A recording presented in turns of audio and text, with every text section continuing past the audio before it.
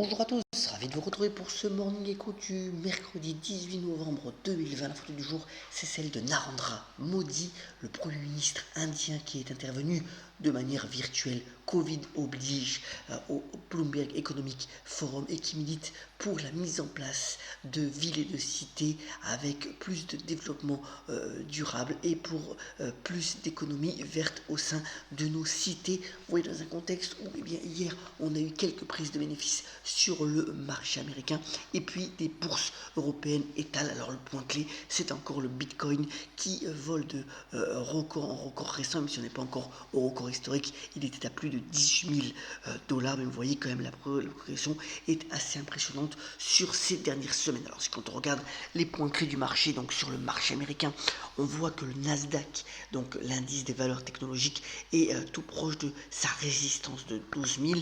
Est-ce que ce plafond va être donc franchi dans les prochains jours? C'est à suivre. Alors que dans le même temps, c'est le graphique donc en haut à droite, on a eu la consommation des ménages aux États-Unis au mois d'octobre. Alors c'est toujours le cinquième mois de hausse consécutive, même si cette progression ralentit un petit peu ces dernières semaines.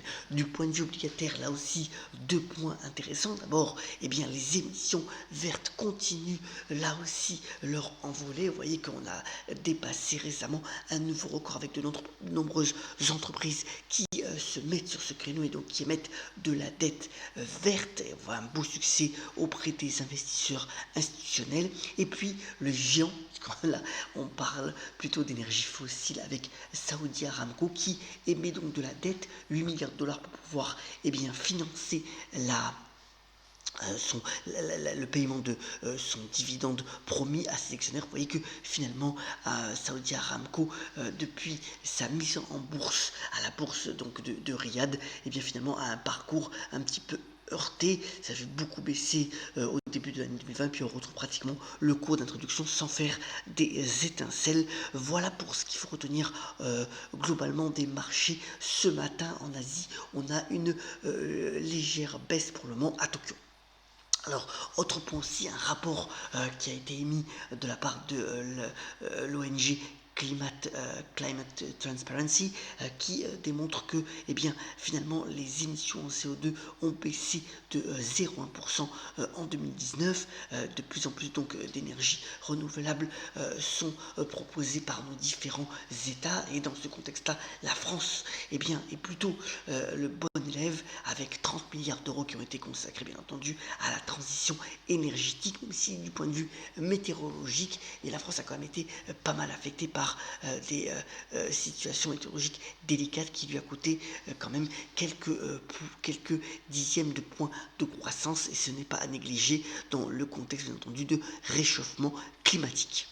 Autre point aussi, ce sont sur l'intelligence artificielle, les startups françaises qui sont en forme. Vous voyez que c'est un rapport là aussi qui est fait par France qui a publié donc la cartographie des startups spécialisées dans l'intelligence artificielle.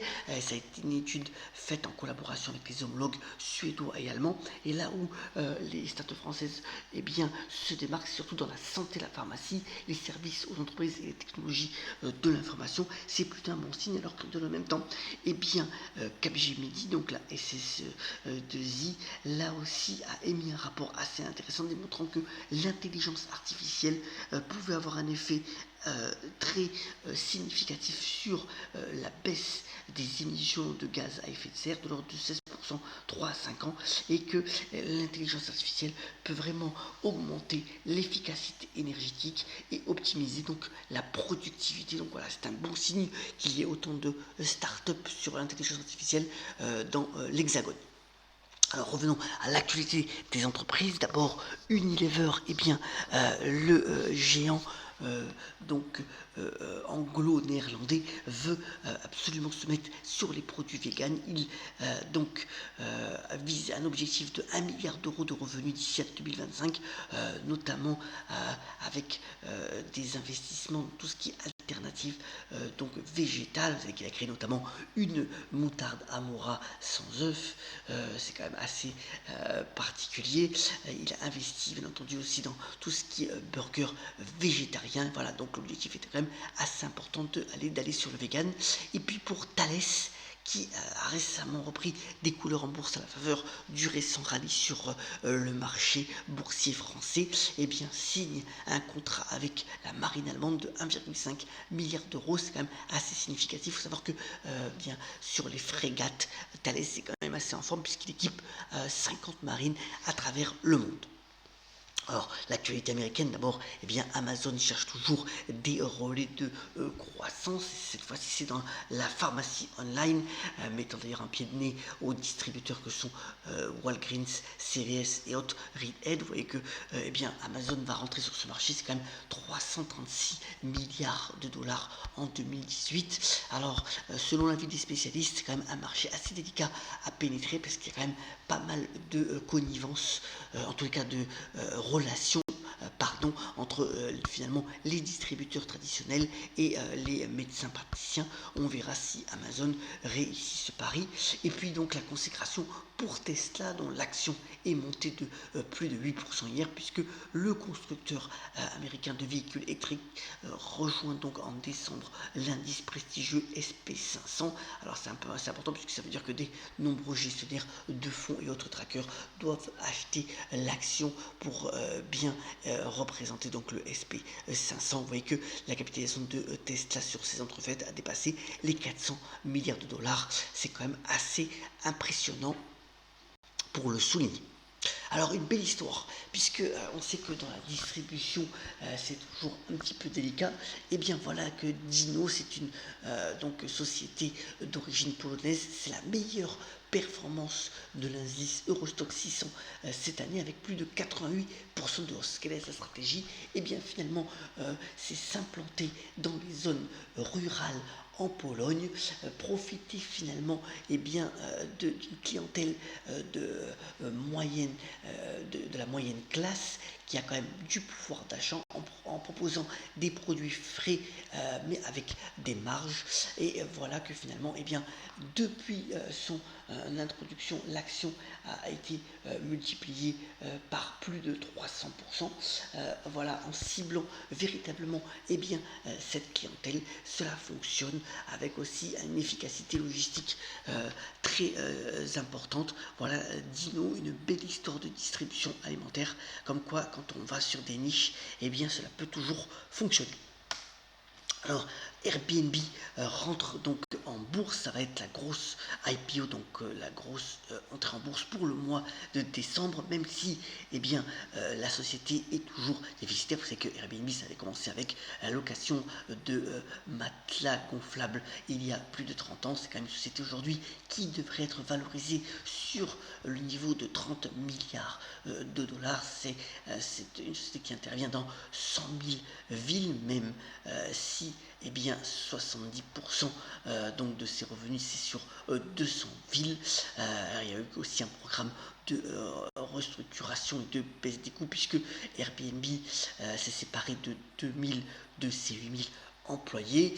Leurs revenus certes ont baissé récemment comme le montre le prospectus d'introduction, mais moins que ses concurrents que sont Booking.com et autres Marriott. Alors, on verra quel est l'accueil pour donc Airbnb qui devrait donc s'introduire courant du mois de décembre si vous en avez l'intérêt. Alors, pour finir ce Morning Echo, 2 points sur le monde de l'édition. D'abord, récemment, le livre de Barack Obama, donc La Terre Promise, devrait connaître un énorme succès d'édition. Et je voulais vous montrer finalement ce diagramme fait par Statista démontrant que les grandes personnalités, même avant même d'éditer leur bouquin, finalement, ont signé des contrats avec les maisons d'édition assez juteux pour pouvoir écrire soit leur mémoire, soit leur impression, et même que Bruce Springsteen, le chanteur américain avec Born to Run, avait touché 10 milliards de dollars. Et puis un beau livre sur le confinement, donc le deuxième livre édité par Lionel Lapo, De ma fenêtre, avec ses impressions, ses sentiments sur cette période de confinement assez particulière. Voilà l'édition, le livre qui est sorti, que vous pouvez trouver notamment sur Amazon et autres librairies en ligne aux éditions Maya. C'est vraiment un joli livre, c'est une chronique par rapport à la période actuelle. Et voilà, c'est le deuxième livre de Lionel Abo que vous pouvez donc vous procurer.